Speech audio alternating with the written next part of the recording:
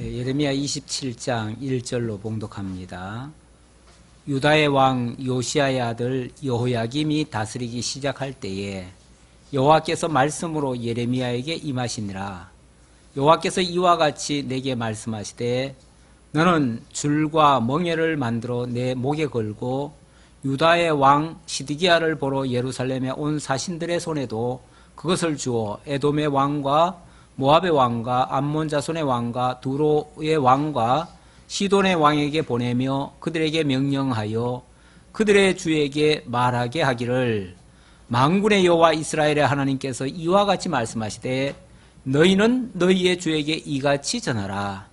나는 내 큰 능력과 나의 쳐든 팔로 땅과 지상에 있는 사람과 짐승들을 만들고 내가 보기에 옳은 사람에게 그것을 주었노라. 이제 내가 이 모든 땅을 내 종 바벨론의 왕 느부갓네살의 손에 주고 또 들짐승들을 그에게 주어서 섬기게 하였나니 모든 나라가 그와 그의 아들과 손자를 그의 땅의 기한이 이르기까지 섬기리라. 또한 많은 나라들과 큰 왕들이 그 자신을 섬기리라. 여호와의 말씀이니라. 8절 상반절까지 봉독해드렸습니다. 일단 시점은 유다의 왕 요시야의 아들 여호야김이 다스리기 시작할 때에 여호와께서 말씀하셨다. 그런데 이 내용은 언제 얘기하라고요? 유다 왕 시드기야를 보러 사람들이 올 때에, 사신들이 올 때에. 아무래도 여호야김 왕이 다스릴 때지만은 조금 있으면 뭐 한다는 거죠? 이제 여호야김은 실각할 것이고 시드기야가 올라올 것이다. 즉위할 것이다. 그러면 시드기야가 즉위하면 이제 각종 사신들이 쫙 올 거 아니에요. 그 이웃의 나라들이. 왜냐하면 우리 왕 대관식 하면은 왜 주변 나라들이 다 인사로 오잖아요.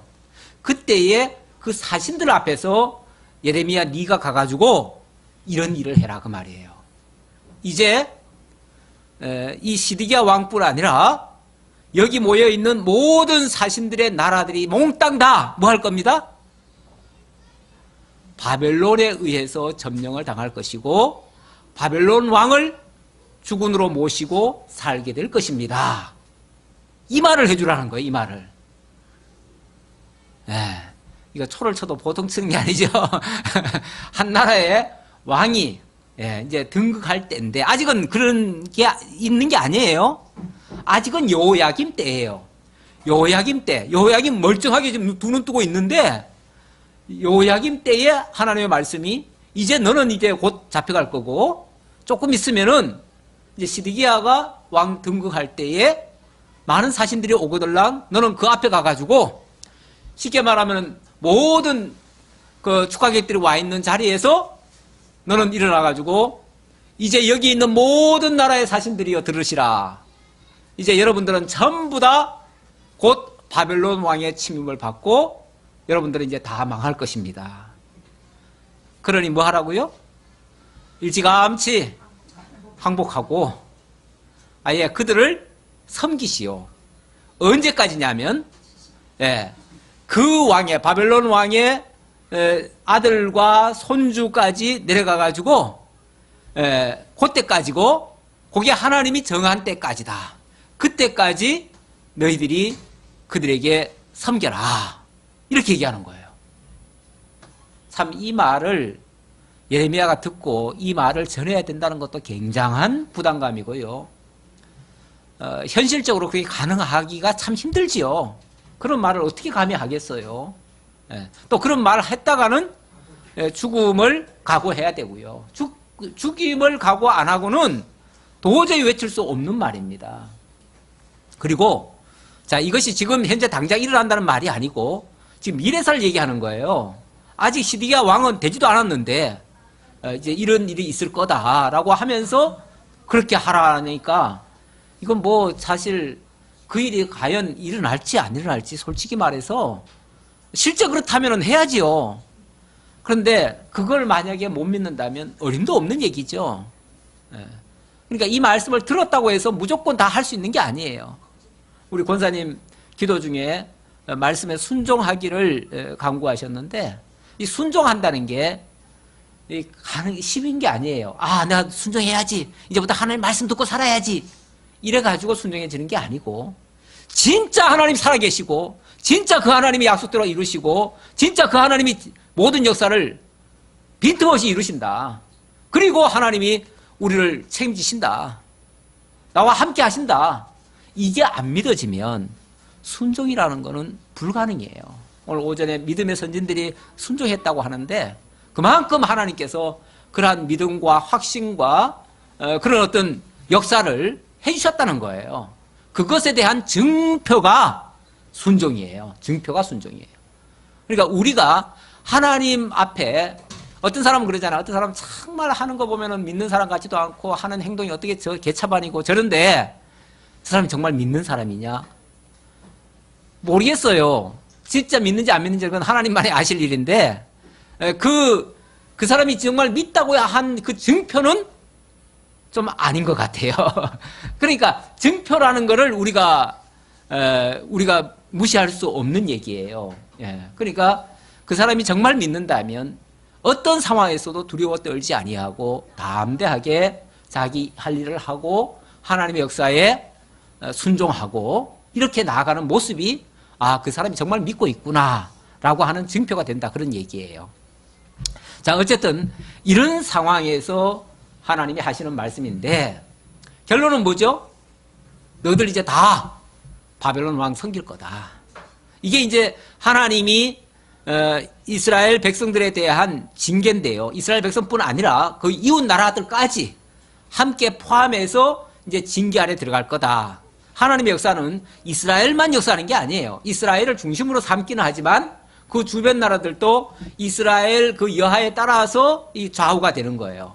결국 이스라엘과 무관한 게 아니고 이스라엘을 하나님이 징계하실 때 그들도 덤으로 보너스로 같이 그냥 징계를 받는 거예요. 물론 그들이 또 하나님 앞에 나름대로 또 죄를 다 지었고요. 그러니까 다 심판을 받는 거예요. 근데 어쨌든 그 하나님이 백성에 대한 징계를 하는데 바벨론을 들어서 하신다. 그래서 바벨론으로 징계하는 장면이 바로 27장, 28장의 내용이에요. 그렇게 이해를 하시고요. 자, 이제 8절 보겠습니다. 지금까지 말씀드린 게 여호와의 말씀이라고 해놓고요.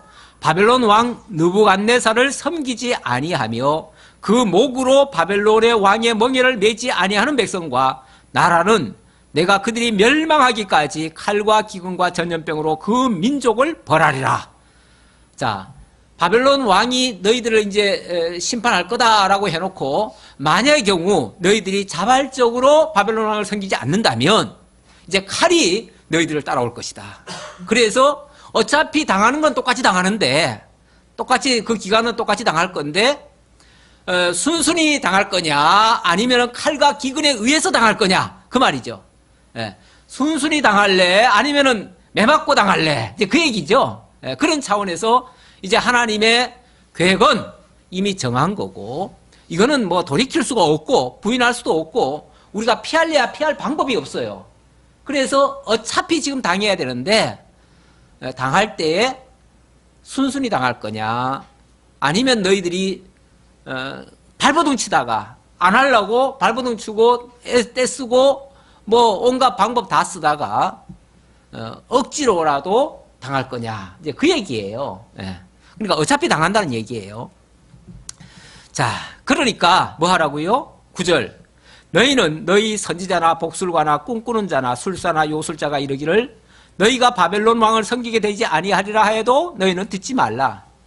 그런데 꼭 이런 상황이 되어지면요, 이제 벌써 위기가 다 닥쳤어요. 조금 있으면 이제 넘어갈 것 같아요. 그런데 어떤 사람들이 나와가지고, 아, 하나님은 우리 편이시기 때문에 우리가 어떤 경우에도 절대 어려움 당하지 않게 하신다. 지금 바벨론이 지금 저렇게 위협하고 있지만 어림도 없다. 우리는 하나님이 우리와 함께 하시니까 우리는 절대로 안 망한다. 그러니까 걱정하지 말라.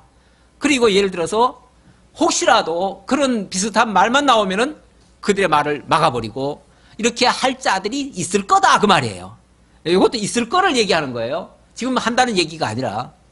그러니까 하나님이 역사하는 것을 만약에 모든 사람이 다 알게끔 뭐 다 드러나게 이렇게 역사하면 누군들 하나님 안 믿겠어요. 그런데 그 반대하는 자들이 또 분명히 있어가지고 하나님의 말씀이 헷갈리게 만드는 거죠. 그래서 이게 하나님의 말씀인지 저게 하나님의 말씀인지 이제 만약에 두 가지가 나오면은 사람들은 어느 걸 택하겠어요? 자기 유리한 거 택하지요. 자기 편하게 한다는 말, 좋은 말만 택하지요. 그러니까 당연히 만약에 예레미야가 그런 말을 하게 되고 앞으로 어떤 사람이 자기도 선지자라고 하면서 만약에 그 반대되는 얘기를 하면 당연히 예레미야 말은 거부하고 그의 말을 듣겠지요. 이제 이렇게 될 거다 그 말이에요. 그래서 예레미야가 이제 앞으로 할 말이 있는데 그 말을 거역하고 다른 말을 할 자들이 생길 거다. 그러면은 그 말을 듣지 말아라. 라고 하나님이 또 한 번 경고를 해주는 말이에요. 그러니까 우리 하나님이요, 무슨 역사를 하실 때는, 몇 선지자를 통해서 또는 몇 그 단계를 거쳐서, 기회도 주고, 회개할 기회도 주고, 뭔가 바로 잡힐 그런 기회를 몇 번이나 줍니다. 주는데도 불구하고 끝끝내 자기들 하고 싶은 대로 가는 경향이 있지요. 어차피 뭐 여러 사람이 얘기하면요 자기 듣고 싶은 대로 들어요. 사람들이 그렇게 되기 쉬워요. 그러다 보니까 결과적으로는 엉뚱한 방향으로 가게 되는데, 그래서 왜 그렇게 선지자들의 말을 안 들었을까 라고 생각해 보면은 안 들을 만한 근거가 또 있어요. 예. 그러니까 선지자가 한 사람만 등장하면은 다 들어야 될 텐데 여러 선지자가 등장을 하니까 그 중에 하나는 진짜고요. 나머지는 대부분이 또 자기 마음대로 생각하거나 또는 아니면 꿈꾸고 얘기하거나 이런 경우가 많아요. 또 복술가들이 점치듯이 자기 마음에 추정하는 생각을 가지고 얘기하거나 이런 경우도 있어요. 그러니까 그런 말은 여기 지금 표현한 대로 복술가나 꿈꾸는 자나 술사나 요술자가 하는 말과 같아요. 그래서 그들은 엄밀하게 의미에서는 선지자는 아니에요. 그런데 자기들도 뭐 용하다고 하니까 무슨 선지자 노릇을 하는 거죠. 그래서 엄밀하게 말하면 거짓 선지자지요. 그들은 너희에게 거짓을 예언하며 너희가 너희 땅에서 멀리 떠나게 하며 또 내가 너희를 몰아내게 하며 너희를 멸망하게 하느니라. 예. 거짓을 예언해서 그렇게 할 것이다 그 말이죠. 그러나 그 목으로 바벨론의 왕의 멍에를 메고 그를 섬기는 나라는 내가 그들을 그 땅에서 머물러 밭을 갈며 거기서 살게 하리라 하셨다 하라. 여호와의 말씀이니라 하시니라. 무슨 소리냐면 하나님이 메워주는 이게 이제 작은 멍에인데, 뭐 작은 멍이라면은 작은 건 아니죠. 굉장히 큰 거죠. 큰 멍에인데 어쨌든 멍에라고 하는 거는 정말 고달픈 거예요. 어쨌든 멍에가 좋은 사람은 하나도 없지요. 소도 멍에가 싫습니다. 그래서 막 뿌리치죠. 그런데 할 수 없이 그냥 끌려가는 거죠. 그렇듯이 이스라엘에게 지금 이런 멍에가, 바벨론의 멍에가 지금 매일 건데 그것을 그냥 당연시 하고 그냥 받아들여서 그 땅에 머물며 밭을 갈며 거기서 살게 하리라. 그러니까 다시 말하면 멍에 맸으니까 그 땅에 가가지고 그들의 땅을 가른 거죠. 소처럼 일해야 되겠죠. 그 종로로 또 하고 이제 할 수밖에 없죠. 그렇게 한다면 하나님께서 어떤 정한 때에 다시 그들을 돌이키게 하겠다 그 얘기예요. 그러니까 지금은 멍에를 매들 때니까 뭐 하라는 거예요? 그냥 하나님이 메워주신 줄 알고 가서 순종하라. 이제 그 얘기예요. 근데 이게 사실 인간적으로는 받아들이기 어려운 말씀이에요. 쉬운 말씀이 아니에요. 그래서 정말 하나님의 말씀을 순종한다는 게 쉽지 않다는 얘기예요. 그래서 내가 이 모든 말씀대로 12절입니다. 12절로부터 15절까지 여기서는 이제 거짓 예언가들이 등장을 해가지고 회방을 놓는 그런 장면입니다. 내가 이 모든 말씀대로 유다의 왕 시드기야에게 전하여 이르되, 자 이제 드디어 시드기야 왕이 이제 등극을 했어요. 그래서 예레미야가 그 시드기야 왕 앞에 나아갔어요. 나아가서 드디어 하나님이 하라고 하시는 말씀을 전하기 시작하는 거예요. 어떻게 전합니까? 시드기야 왕에게 전하여 이르되 왕과 백성은 바벨론 왕의 멍에를 목에 메고 그와 그의 백성을 섬기소서. 그리하면 사실이라. 예, 그러면 사실 겁니다. 드디어 그렇게 하라고 한 말을 가서 전했어요. 참 목숨 내놓고 전한 거죠. 그러면서 어찌하여 당신과 당신의 백성이 여호와께서 바벨론 왕을 섬기지 아니하는 나라에 대하여 하신 말씀과 같이 칼과 기근과 전염병에 죽으려 하나이까. 이 예레미야는 시드기야의 마음을 잘 알지요. 잘 알기 때문에 자기가 이 말을 해도 안 들을 것을 뻔히 알아요. 그러니까 이 말을 전하면서 덧붙여서 뭐라 그러냐면, 당신이 이 말씀을 들어야 당신도 살지만 이 백성들도 삽니다. 그러니 당신이 들으시오. 어찌하여 당신이 그 말을 안 들음으로 말미암아 당신만 죽는 게 아니라 이 백성들까지 죽이려고 하십니까? 그러니까 이 백성들을 위해서라도 당신이 좀 들으시오 라고 지금 말을 하는 거죠. 참 힘든 말이에요. 사실 우리도 뭐 하나님의 종으로서 하나님의 복음을 전하는 일꾼으로서 정말 하나님이 전하라는 대로 전해야 된다라는 그 사명감 가지고 전하지만은 때때로는 사람의 눈치도 봅니다. 어떻게 안 보겠어요? 무슨 말 하다가도 솔직히 이 말 하면 또 누가 또 걸리겠다 싶으면은 입이 멈칫해요. 그래서 말이 잘 나가다가 갑자기 멈칫하면요, 보나마나 목사님 또 누가 또 생각했구나. 이럴 수 있어요. 예. 사실 왜 그런 게 생각이 안 나겠어요. 예. 어떻게 사람이 사람을 고려하지 않겠어요. 예. 이 왕 앞에 가서 말씀을 전하는 사람. 그래서 사실 그 국가 조창 기도회 같은 데 가가지고 정말 그럴 때 목사가 그 잘못하고 있는 대통령을 꾸짖어야 되거든요. 그때 꾸짖고 정말 국정농단 했으면은 그거 그냥 막 때려잡듯이 얘기했어야 돼요. 당신 망해요 그래야 돼요, 그 자리에서.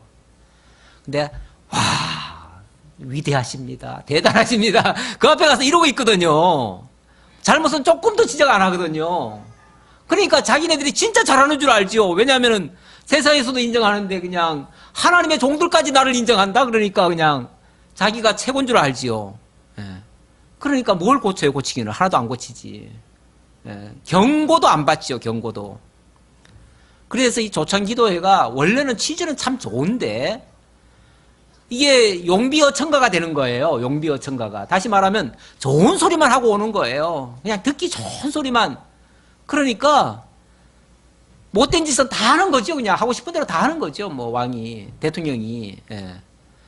그러면 사실은 이게 거기 피해자는 고스란히 국민이거든요. 예, 백성들이거든요. 예, 그 왕의 판단 잘못으로 온 국민이, 온 백성이 죽을 수밖에 없어요. 지금 시드기야한테 예레미야가 지금 단대하게 지금 외치는 거예요. 당신이 만약에 바벨론 왕을 이렇게 대항하고 그들의 말을 안 들으면은 이 백성들 다 죽습니다. 다 끌려갑니다. 이제 칼과 기근과 전염병까지 돌 겁니다.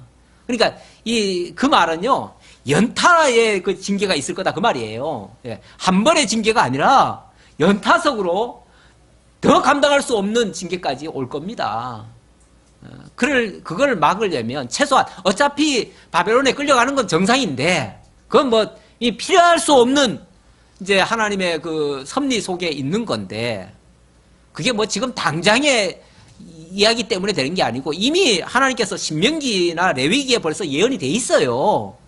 예언이 돼 있던 거라 그걸 피할 방법은 없어요. 하지만 피할 수 있다면 거기서 이제 통해 자복하면서 백성들의 그 고통이나 덜어주는 거죠. 그러면서 하나님의 뜻으로 받아들이고 그래서 하나님 앞에 경건하게 살도록 만들어주는 역할을 해요.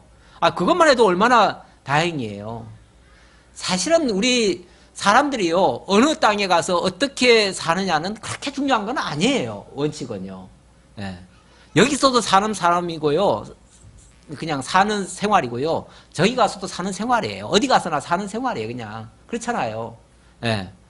우리 하나님 앞에서는 사실은 나라 개념은 별 의미가 없어요. 크게 말하면 그렇다 그 말이에요. 그렇다고 뭐 민족주의를 버리라는 얘기는 아니에요. 우리가 하나님이 이 땅에 살게 했으면 이 땅을 위해서 우리가 힘써야 되고 노력을 해야 되고 이 땅이 평안하기를 구해야 돼요. 그런데 만약의 경우 하나님이 뭐 바벨론을 옮기면 바벨론 가서도 맨 그 땅이 거기 가서는 그 땅이 또 자기 땅이 될 수도 있는 거예요. 그러면 거기 가서는 그 땅이 또 평안하도록 기도해 줘야 돼요. 그래요. 그게 뭐 남을 위해서가 아니에요. 그 땅이 좋아서가 아니에요. 사실은 우리가 어디 가든지 그 자리가 평안하기를 구해야 되거든요. 이유는 내가 지금 거기 머무는 동안은 어쨌든 내 거처예요. 하나님이 내 환경을 그쪽으로 지금 인도해 하셨는데 그러면 거기서 내가 하나님을 잘 섬기려면 더 이상의 제약은 없어야 될 거 아니에요. 그렇죠? 그걸 위해서 하나님이 평안을 구하라는 거예요. 그래서 지금 예레미야가 권면하는 거는요. 왕이 먼저 좀 굴복하고 차라리 굴복해도 왕이 굴복하는 게 낫지 온 국민들이 다 짓밟혀야 되겠습니까? 예. 차라리 옛날에 우리 뭐 선조들이 그 선조 왕인가요? 선조가 사실은 그 청나라나 그 중국이 그렇게 압박할 때요. 진짜 무릎 꿇고 빌었어요. 그렇게 해서라도 전쟁을 막고 나라를 살린 적도 있어요. 그게 꼭 나쁘다고만 할 게 아니에요. 물론 힘이 없어서 그렇게 굴욕을 당했다는 것은 치욕이죠. 그걸 그때는 일단 빌더라도 다음에는 거기서 교훈을 얻고 다시는 그런 치욕을 당하지 않기 위한 미리 준비를 한다면 그것도 지혜지요. 그런데 지금 내가 차라리 죽으면 죽었지 내가 무릎 못 꿇겠다 하면은요. 자기만 죽으면 괜찮은데 온 국민을 다 죽여버려요. 예. 그건 더 나쁜 짓이에요. 그거는 더 미련하고 더 바보 같은 짓이에요. 예. 위정자는요. 어떤 면에서 국민을 위해서라면 자기가 무릎이 까져야 돼요. 우리 한 집안의 가장도 때로는 자기 가족을 먹여 살리기 위해서 뭐 합니까? 어떨 때는 더럽고 치사한 짓까지 하잖아요.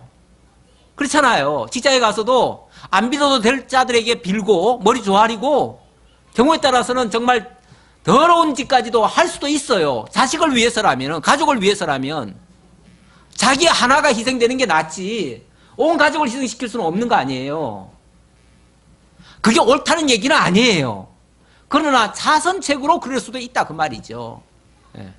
그래서 지금 예레미야 입장에서는 어차피 지금 하나님 앞에 중대한 지금 범죄를 저지르고 지금 우리가 징계 아래 이미 들어가서 이거는 피할 수 없는 방법이고 이거는 뭐 어떻게 용어를 써도 우리 안 된다. 그렇다면 왕이 무릎 꿇으시오. 그냥 왕이 무릎 꿇고 그래서 이 백성을이라도 좀 평안하게 살아야 될 거 아닙니까? 아니면은 백성이 끌려가더라도 그나마 인정받고 좀 거기서라도 살다가 하나님이 때가 되면 또 돌이켜 와서 그때를 기약해야 되지 않겠습니까? 그 말이죠. 예. 잘못 들으면은 이 무슨 뭐 매국노처럼 나라 팔아먹는 얘기 같아요. 예. 근데 단순한 매국노가 아니에요. 정말 진짜 더 이상 피를 안 흘리기 위한 마지막 수단이죠. 예. 자, 그러면서 왕에게 그렇게 권면을 합니다. 어찌하여 당신과 당신의 백성이 여호와께서 바벨론 왕을 섬기지 아니하는 나라에 대하여 하신 말씀과 같이 칼과 기근과 전염병에 죽게 하려고 합니까? 그 말이죠. 그러므로 당신들은 바벨론 왕을 섬기게 되지 아니하리라 바벨론의 왕을 섬기게 되지 아니하리라 하는 선지자의 말을 듣지 마소서. 그들은 거짓을 예언함이니이다. 그런데 그 왕 곁에는요, 틀림없이, 왕이요, 왕은 지혜로우시고, 왕은 위대하시고, 왕이 하시는 일은 뭐든지 다 잘 되시고, 오르시고, 이렇게 말하는 사람이 있어요. 그야말로 왕의 용암만을 살피는 사람들. 그런 사람들이 꼭 있어요. 그런 사람이 있어가지고, 왕의 판단을 흐리게 만들어요. 왕이 냉철해야 되거든요. 때로는 정말 굴욕적이든 아니면은 뭐 자기를 막 죽임에 내대는 일이 있더라도 직언을 해줄 사람이 또 필요해요. 왕 앞에는 있는데 참 어리석은 왕은요 간신을 좋아해요. 어리석은 왕일수록 간신을 좋아합니다. 그 간신들은 뭐만 하냐면은 그 왕의 용태만 살피고 왕이 듣기 좋은 소리만 해주는 거예요. 왕이 듣기 싫어하는 소리는요 절대 사실이라도 얘기 안 해요. 예. 아, 누가 왕을 막 흉보고 있습니다. 그 사실대로 얘기해줘야 되거든요. 그게 뭐 보복하라는 얘기가 아니라 그만큼 왕이 잘못됐다는 것을 지적을 하고 있는 거니까 그 사실대로 얘기를 해줘야 돼요. 그런데 그런 걸 얘기를 않는 거예요. 그냥 아무 중간에 다 차단을 해버려. 만약에 누가 상소를 해도 상소를 다 막아버려요. 중간에서. 그러니까 전달이 안 돼요. 위에서는 지금 무슨 일이 벌어지고 있는지도 몰라.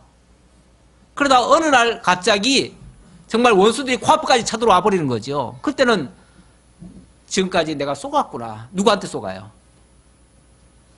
문고리들한테, 자기 문을 지켜주는 사람한테 쏘은 거죠. 예. 요즘 보니까 뭐 문고리들이 잡혀가가지고 하루 만에 다 불었다며요? 문고리들도요, 자기만 살려고 하지 진짜는 그 주군을 위한 게 아니에요. 예.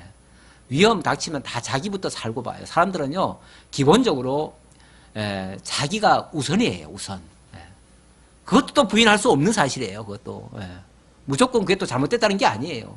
그럴 수밖에 없어요. 이는 여호와의 말씀이니라.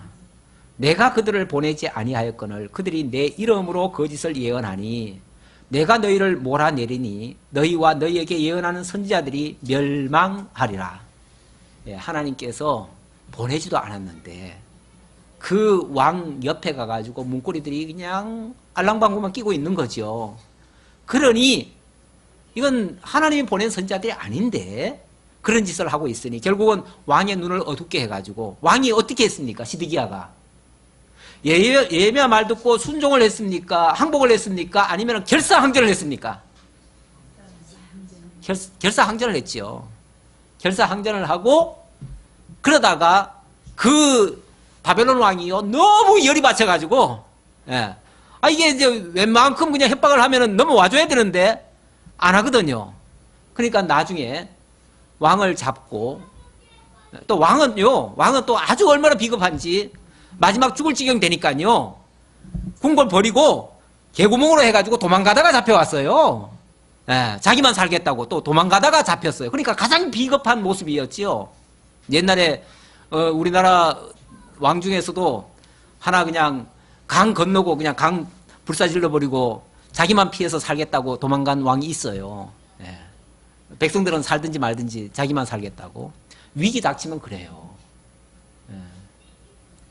어쨌든 시드기야가 그런 짓을 했어요. 그러다가 나중에는 그 바벨론이 하도 열받아가지고 그 왕을 잡아놓고 그 왕자들을 그 보는 앞에서 죽여버립니다. 그리고 너 다 봤지? 그러니까 이제 네 차례야. 그리고는 왕의 두 눈을 뽑아버립니다. 그리고 쇠사슬로 묶어가지고 온 백성들 보라는 듯이 이렇게 나를 거역한 자는 이렇게 징벌을 받는다 하는 모습을 온 백성들이 다 보도록 질질 끌고 갑니다.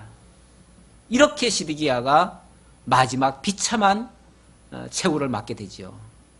그렇게 했는데 그들 곁에서 그렇게 문고리들이 쉽게 말하면은 그렇게 예레미야 말을 거역하게 만들고 반대말로 왕한테만 좋은 말을 해줘가지고 이 모양이 돼버린 거예요. 그러니 하나님께서 그런 선지자들 나중에 하나님이 또 별도로 또 심판하시겠다 그 얘기예요. 자, 16절부터 22절까지 성전의 기구들이 바벨론으로 다 옮겨질 것을 예언하는 장면인데요. 내가 또 제사장들과 그 모든 백성에게 전하여 이르되 여호와께서 이와 같이 말씀하시기를 보라 여호와의 성전의 기구를 이제 바벨론으로 속히 돌려오리라고 너희에게 예언하는 선지자들의 말을 듣지 말라.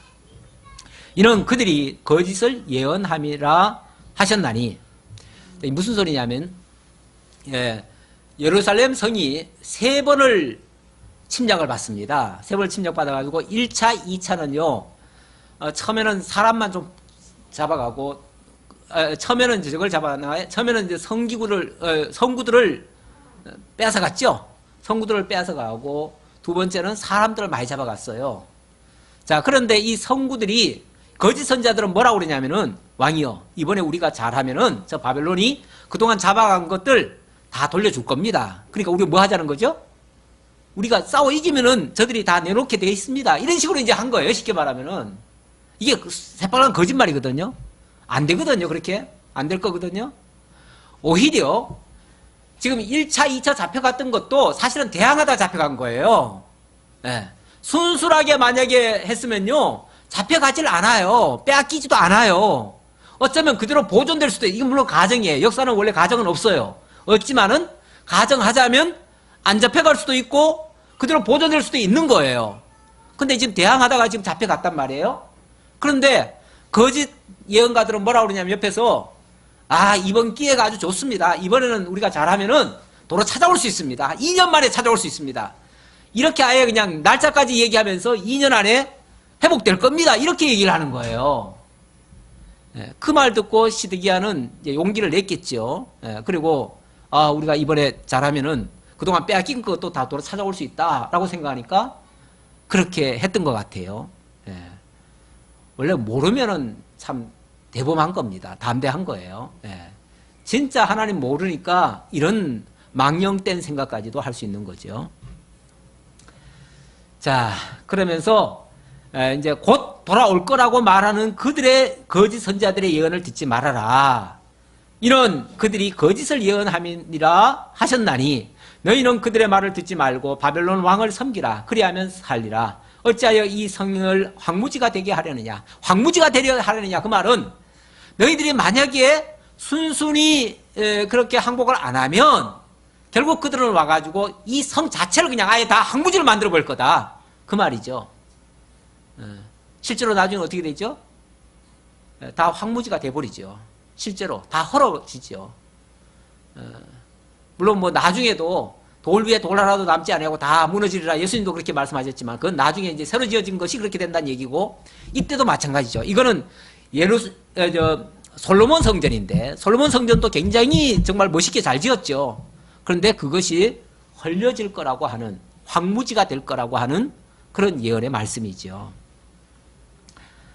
만일 그들이 선지자이고 여호와의 말씀을 가지고 있다면 만약에 그렇게 말하는 자들이 진짜 선지자라면 그 말이에요. 진짜 선지자라면 그리고 그것이 하나님의 말씀에 의한 거라면 그들이 여호와의 성전에 와 유다의 왕의 궁전에 와 예루살렘에 남아있는 기구를 바벨론으로 옮겨가지 못하도록 만군의 여호와께 구하여야 할 것이니라. 만약에 그들이 그런 마음이 진짜 있다면 뭐 해야 돼요? 예루살렘에 모여가지고 성전에 모여가지고 아마 금식하면서 기도라도 해야 될 건데 가만히 보니까 그것들은 해도 되죠? 그것들은 기도도 안 해. 기도도 안 하고 아주 무슨 배짱인지 그냥 자기네들이 절대 안 뺏길 거라고 하는 아주 자만심만 가지고 있는 거예요. 그러니까 이거는 뭐 앞뒤가 안 맞는 얘기예요. 진짜 하나님의 은혜를 구한다면 겸손히 하나님 앞에 와서 무릎을 꿇고 정말 하나님 앞에 우리가 잘못했습니다. 좀 회개도 하고 그리고 하나님이여 불쌍히 여기소서 좀 도와주소서 그리고 좀 금식도 하고 뭐 그렇게라도 하면 혹시라도 하나님이 봐가지고 이놈들 봐서 내가 그렇게 무자비하게는 안 해야 되겠다. 하나님이 혹시 또 마음을 돌이키실는지 뭐 그렇게라도 혹시 기대할 수 있겠는데 그들의 하는 꼬락서니는 전혀 그런 모습을 안 보인다는 거죠. 전혀 그런 모습 안 해요. 쉽게 말하면 회개하는 모습이 없어요. 자기네들이 잘못했다고 하는 생각은 요만큼도 없어요. 그리고 자기네들은 하나님이 도와주실 거라고 하는 막연한 믿음, 맹목적인 그 신앙을 가지고 지금 그러고 있어요. 어디에 그냥 뭘 가지고 지금 그렇게 확신을 가졌는지 도무지 예레미야로서는 이해할 수 없는 행동들을 지금 하고 있는 거예요. 물론 이건 하나님의 입에서 나오는 말씀입니다.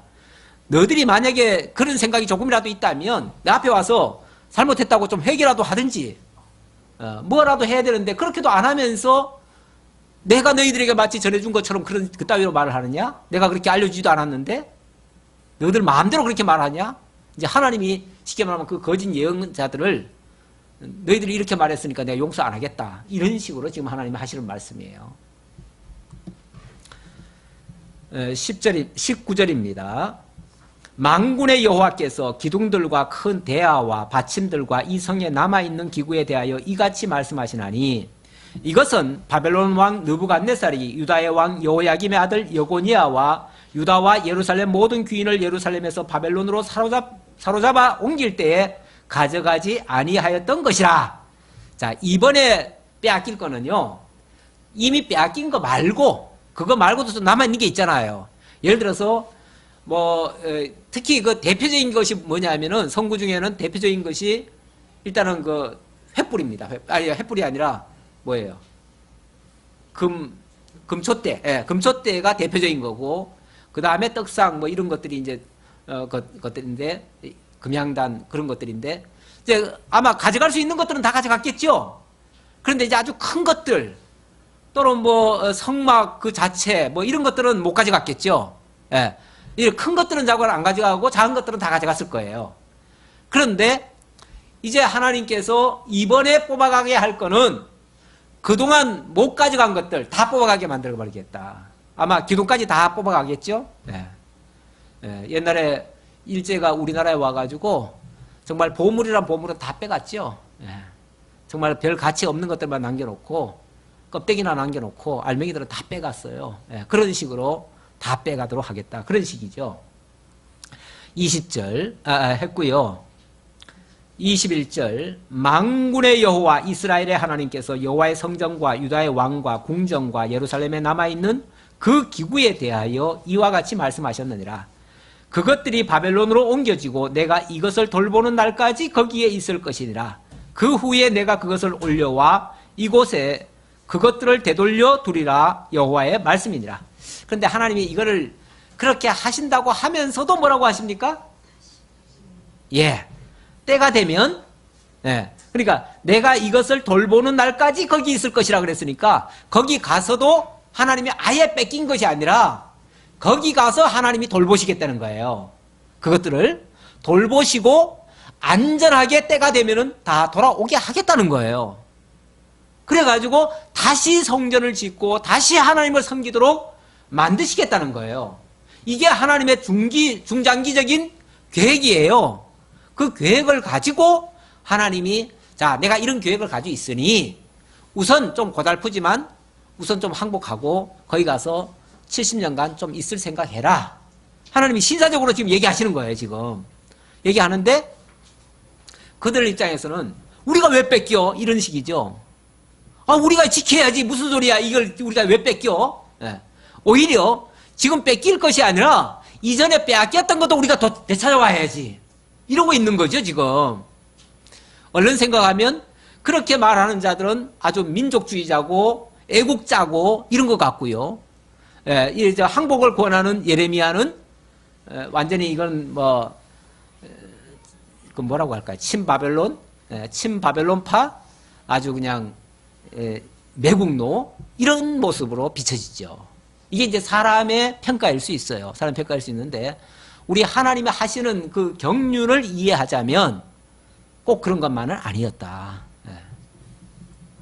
자, 그리고 28장으로 넘어갑니다. 그래서 우리 하나님은 반드시 어느 때까지만 그쪽으로 옮기시고 때가 되면 반드시 되돌려 와가지고 되돌려 두리라 그랬으니까 되돌려 둔다는 말은 성전 다시 짓고 그 자리를 차지하게 하겠다 그 말이죠.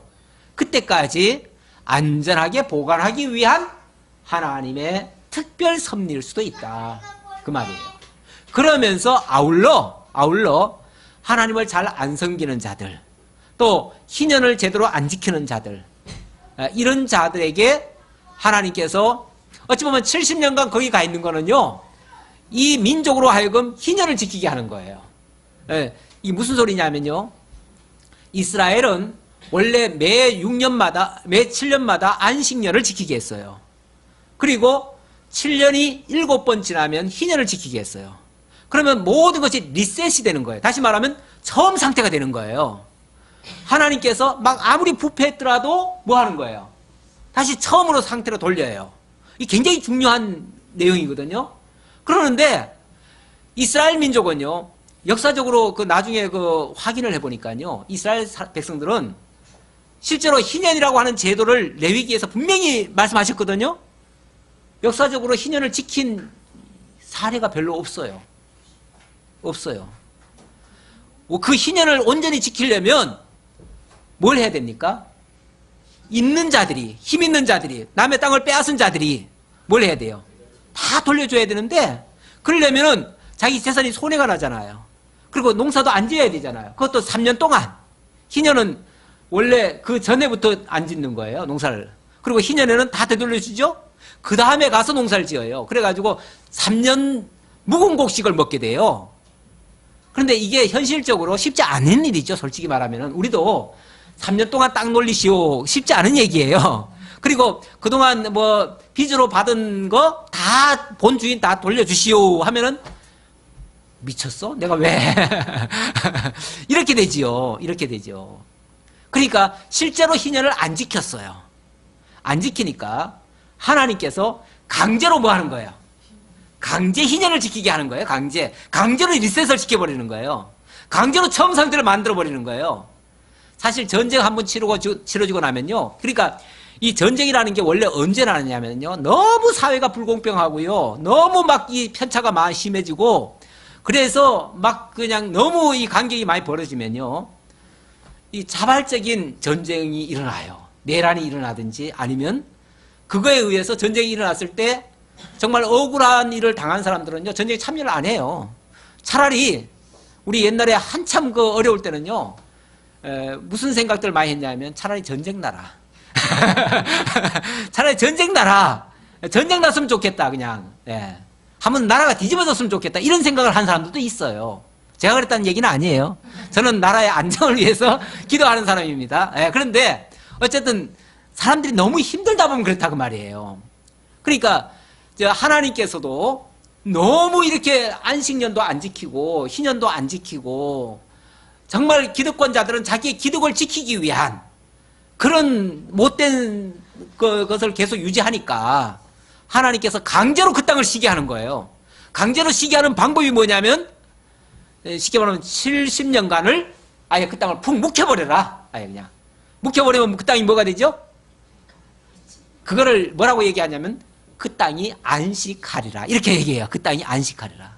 그러니까 안식하지 못한 인간이 안식을 못하게 한 것을 하나님이 그냥 몰아가지고 한꺼번에 안식을 시켜버리는 거예요. 70년간 시켜버리고 나면 그 땅은 황무지가 되지만 이제 리셋이 돼가지고 처음 상태가 돼가지고 새롭게 할 수 있는 그리고 하나님의 뜻을 제대로 이제 깨닫고 그때부터는 정말 하나님 섬기는 마음으로 새롭게 시작할 수 있는 그런 상태가 되어지죠.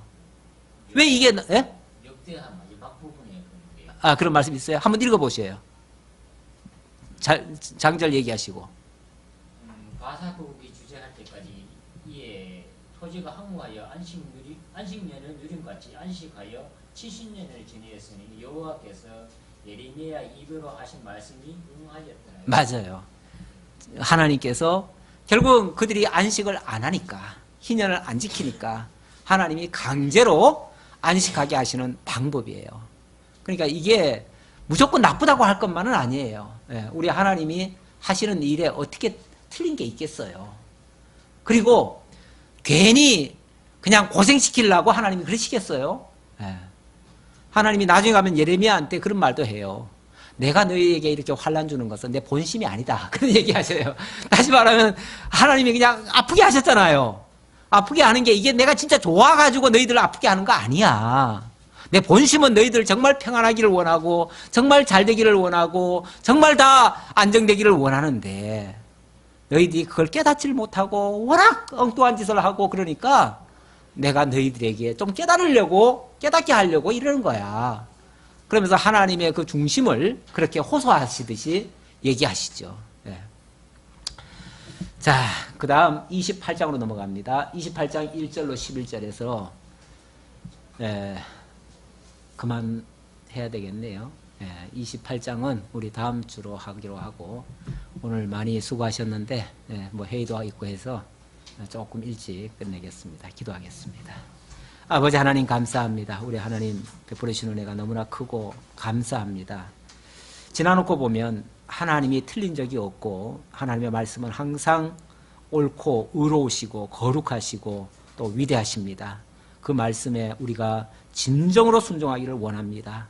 그러기 위해서 먼저 하나님의 뜻을 정확히 깨달아 알게 하시고 하나님의 살아계심을 믿게 하시고 그리고 확신을 갖고 어떤 경우에도 실패하지 않는다는 사실, 하나님의 말씀이 잘못되지 않는다는 사실을 굳게 믿고 힘차게 나아갈 수 있는 저희들 다되도록 인도하시고 또 삶 속에서 하나님의 말씀을 믿고 살아갈 때에 정말 하나님의 역사를 깨닫고 하나님의 능력의 영광을 찬양하는 저희들의 신실한 신앙생활이 될 수 있도록 함께 해 주옵소서. 베풀어 주시는 은혜에 감사하고 예수님의 이름으로 기도하옵나이다. 아멘.